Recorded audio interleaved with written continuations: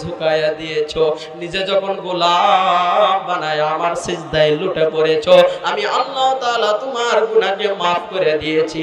শুধু গুনাহ maaf করি নাই, ফাউলাইকা ইউবাদদিলুল্লাহু সাইয়্যাতিহিম হাসানাত, আমি আল্লাহ তাআলা তোমার সমস্ত গুনাহগুলোকে নেক দ্বারা পরিপূর্ণ করে দিয়েছি।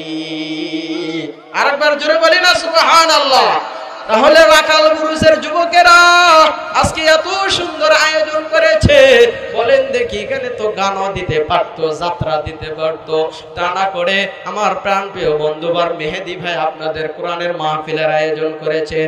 এই কোরআনের মাহফিল প্রত্যেক বছর থাকুক আর এই আমলটা জারি থাকুক। কারা কারা চান দুহাত টান টান করে আমার আল্লাহকে দেখায়া দেন। লিল্লাহে তাকবীর, লিল্লাহে তাকবীর। আল কোরআনের আলো, আল হাদিসের আলো, কোরআন আছে যেখানে, হাদিস আছে যেখানে, দেখি সকলে হাতগুলো উঠান। লিল্লাহে তাকবীর। হাতগুলো একটু লাড়া দেন, যাদের ঘুম ধরছে ঘুমগুলো ছেড়ে যাবে। লিল্লাহে তাকবীর।